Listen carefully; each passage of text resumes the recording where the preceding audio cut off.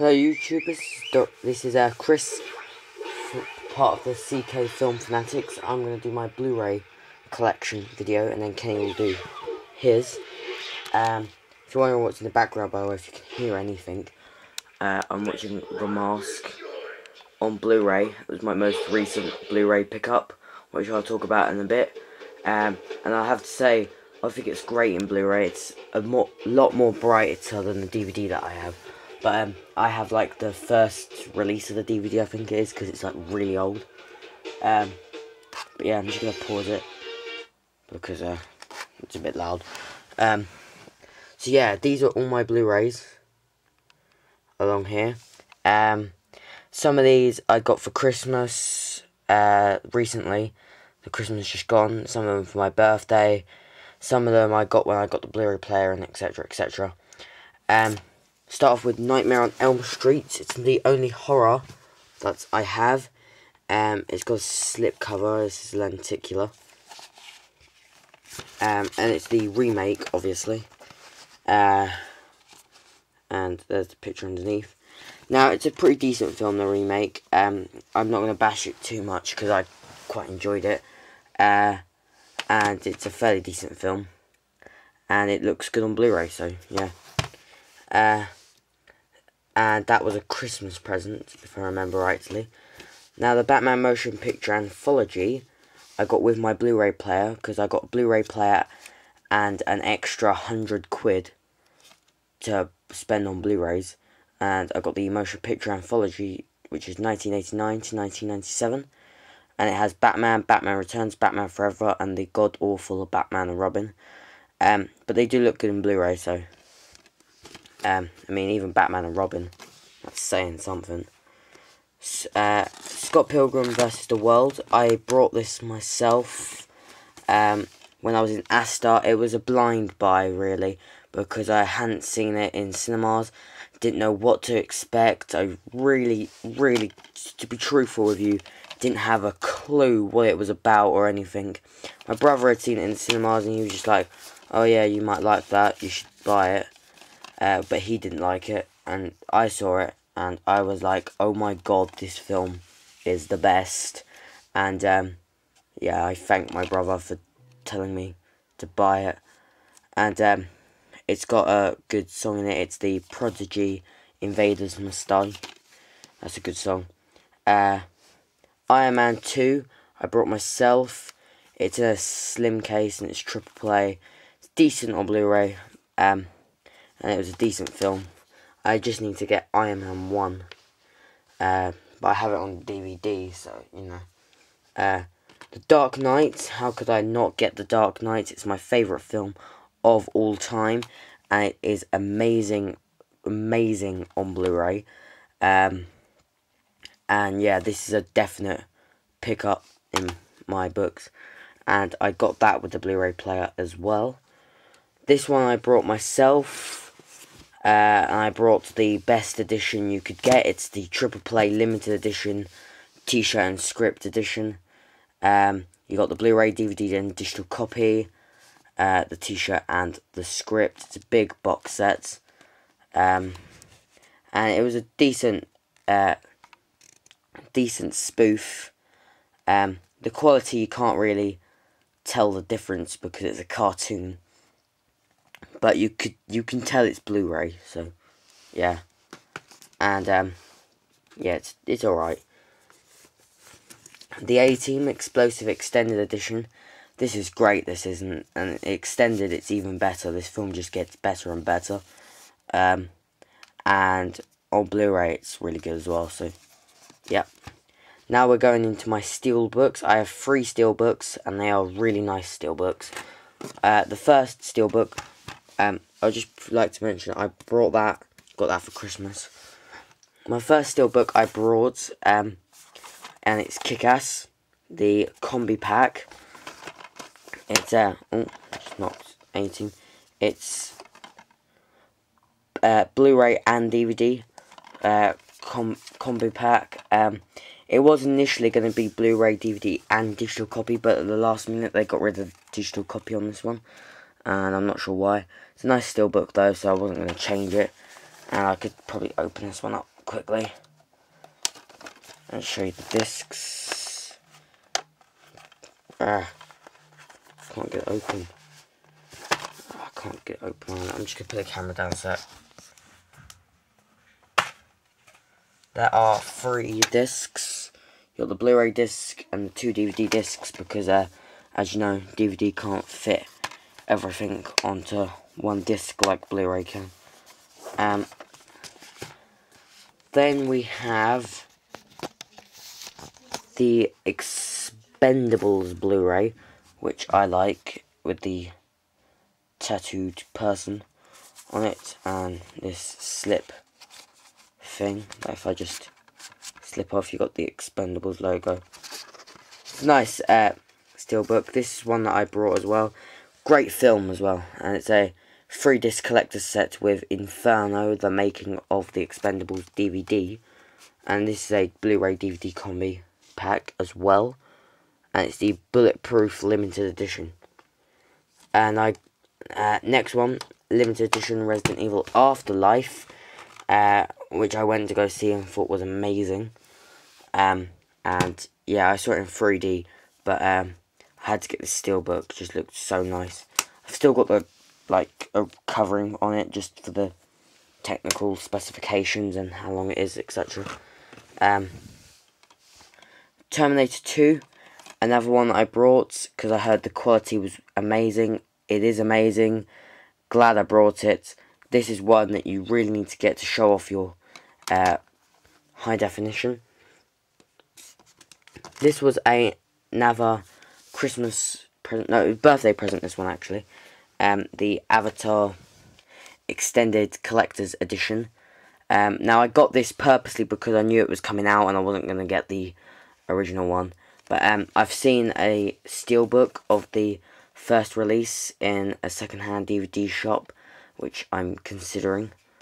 Yeah, it's a good film, but a bit too long. Don't know why they needed to extend it, because it's just now even longer, and it seems a bit pointless. Another one that I brought, Casino Royale Deluxe 2-disc set with collector's booklet and hours of special features. This is another one to show off how good HD really is, because you can see every strand of Daniel Craig's hair in this set. So yeah. Then we have, I'm just going to set those down.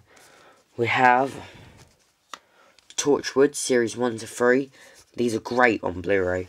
And, yeah.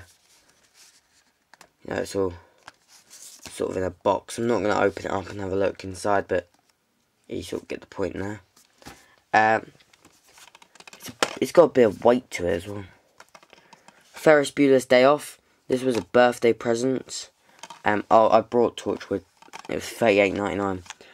This was a birthday present off my mate Matt. And yeah, you gotta have Bueller. It's so funny. It's a classic. Assault. Now this was another blind buy. Glad I got it. It was a good film.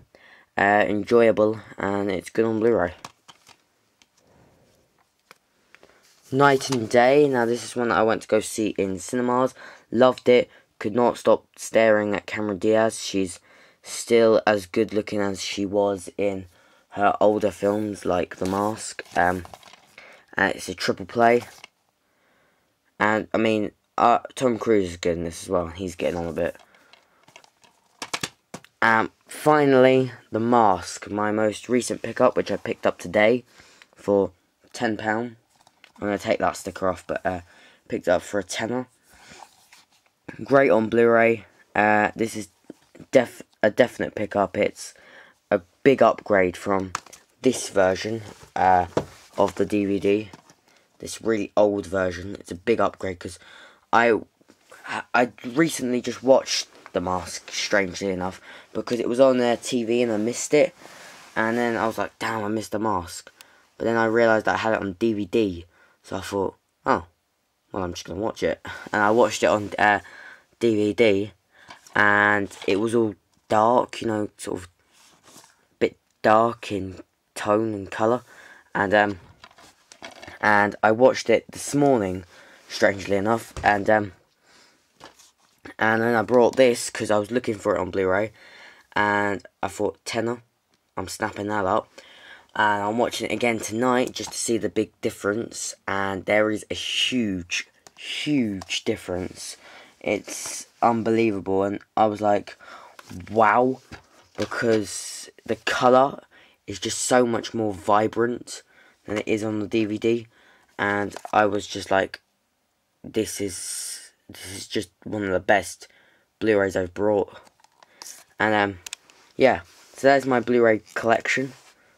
There is 1, 2, 3, 4, 5, 6, 7, 8, 9, 10, 11, 12, 13, 14, 15, 16, 17, 18, 19, 20, 21, 22, 23 in total, including the individual series and the individual Batman films from the motion picture anthology. And yeah, my collection is growing. I can't obviously afford countless numbers of Blu-rays. I mean, I've gone to second-hand because, you know, second-hand Blu-rays aren't that bad. Minimal scratches. I mean, I got this and it was literally pristine condition. And I was like, wow, it's mega clean, and it was a tenner. The only problem I had with it was a bit dusty. It had a few little tiny specks of dust on it, but just brushed it off with a little cloth and good as new. So yeah, I'm definitely going to be trying to pick up more Blu-rays, but I'm not rich and I'm not made of money, so yeah, I do want to get Tron Legacy and Tron Classic, but I'm trying to get some older Blu-rays, like The Mask. So yeah, I also saw today the Polar Express, and it was the old 3D version where they had the 3D glasses, and I thought I might pick that up, but because I used to, when I first saw the Polar Express, I thought it was pretty good. I'm also going to try and get some Disney Blu-rays. I haven't attempted it, and I know they're going out of print and are going back into the vaults, so I'm going to try and get them. I need to get the Pirates of the Caribbean Blu-rays though, because of the 4th film, because I'll be definitely getting that on Blu-ray, even if it's a bad film. And I want to go see 4, and I plan to see 4, and I will get that on Blu-ray as well anyway, because if I don't see it, I'll get it on Blu-ray. And same with Captain America, because I just can't afford it all. I mean, I want to go see Fast and Furious 5 as well. That might have to be a Blu-ray pickup. But yeah, thanks for watching. Hope you enjoyed my Blu-ray collection. Stay tuned for more videos. Kenny will have his Blu-ray collection on this channel. And there'll be loads of more CKfilmfanatics stuff coming. We have our first movie look, which was on The Dark Knight, and it was ages ago. And I might do a solo one on The Mask, because it's like my second favourite film. So, thanks for watching, and I'll see you guys later. Hello YouTubers, this is Chris, filming for the CK Film Fanatics, and this is a movie review of Thor. I just went to go see it today with Kenny, in 3D, and my first off opinions is, I have to say, it's amazing. Now, I've said many times that The Dark Knight is my favourite film, but this is like literally neck and neck with The Dark Knight. I mean, I thought Tron Legacy might be neck and neck with The Dark Knight, but it wasn't. I didn't find Tron Legacy as good as The Dark Knight, whereas Thor, I just thought it was nearly as good as The Dark Knight, so, you know, it's really neck and neck, so anything could happen. I mean, I'm waiting for the other films, like Pirates of the Caribbean, On Stranger Tides, and Captain America, etc., etc., but I've got a strong feeling that if I see 4 again on Blu-ray, it's just going to blow me away, and I'm going to replace it with The Dark Knight. So, sorry Christopher Nolan, but maybe if The Dark Knight Rises is better, who knows, but you know.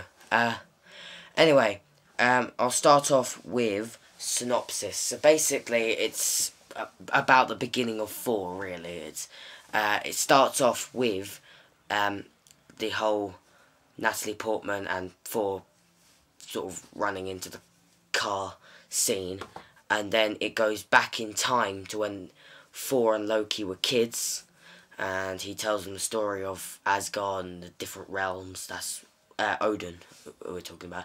Tells them the story of all the different realms and Asgard and how they fought off the ice giants thing, blah blah blah.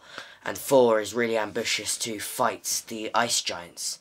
Or no, not ice giants, frost giants. Where did I get ice giants from? I mean frost giants. And yeah, and then that just kind of develops into when they're a bit older, and Thor's still really ambitious to do that. And when he's about to be crowned king, frost giants break in to Asgard, and it all sort of kicks off a bit. And then Thor ends up getting exiled to Earth, and he can't lift his hammer, which I believe is called Miona. I can't say it properly. I can never say that properly. It's got a bit of a weird, funny name, but you know. And he can't lift it because it's Odin put like a little thing on it that only he who is worthy may possess Thor's power. And it's when he like sort of is more noble, more worthy as a king, he's able then to get his hammer, and it sort of brings him back to life, which is a spoiler, but you know. Yeah, I'm just going to put it in brackets anyway, this is going to contain loads of spoilers. And then it all kicks off because Loki told him a load of lies, and he's actually a villain, and he ends up Thor ends up breaking the bridge to the other realms, and Thor can't go back to Natalie Portman. I don't know her character's name. Jane something. Jane Foster, I think it was. And yeah, and he breaks the bridge and can't go back. And it sort of just ends off with the whole Asgard thing. You got they believe Loki's dead because he fell down the end of the bridge, but there's a spoiler to what happened to Loki. And with Thor, he thinks he can't go back to Earth.